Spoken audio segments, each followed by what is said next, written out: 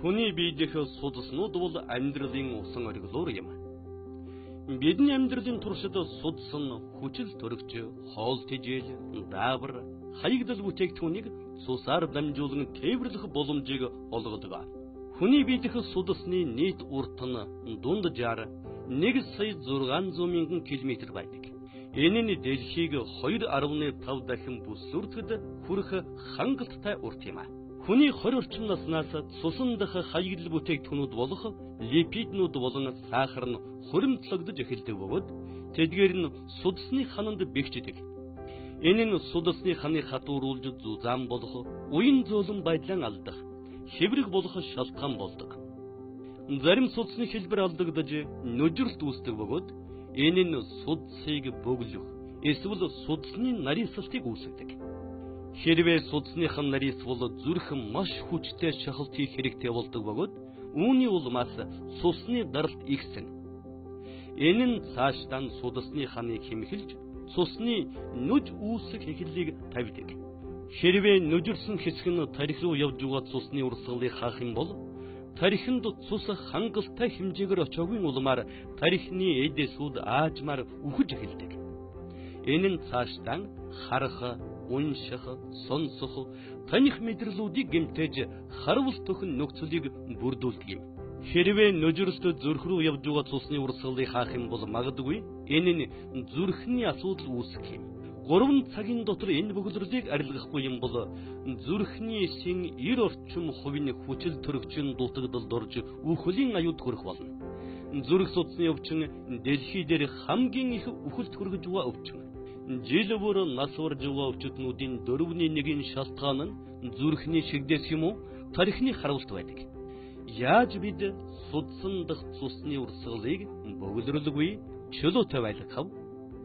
Эмийн хэрэглээгээр ингибитор, аспирин гэх мэт ангиопласт судсан дотор бөгж тавих.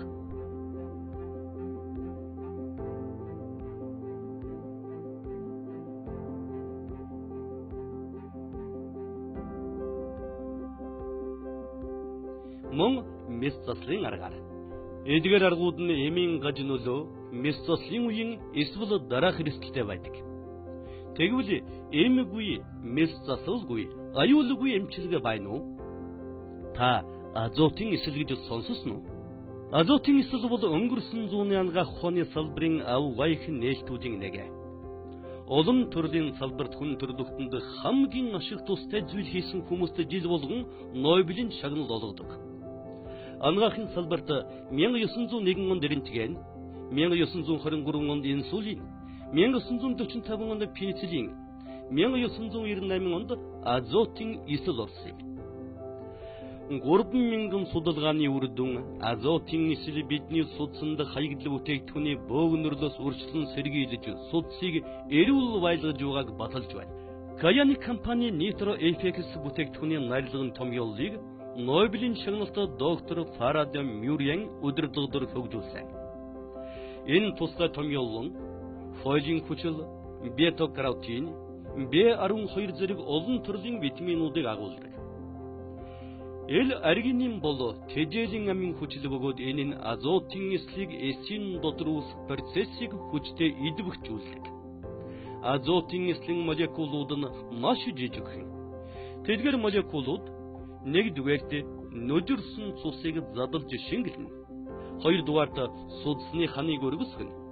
Гуравдугаарт судасны гэнцэн ханыг дахин сэргэнэ. Дөрөвдүгээрт судасны уян чанарыг дээшлүүлнэ.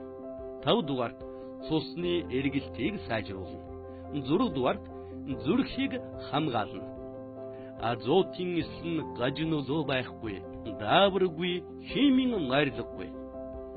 Азотын эсэлдэр суурилсан Nitro FX-ийн тусламжтайгаар зүрхэн хайрлацгаая.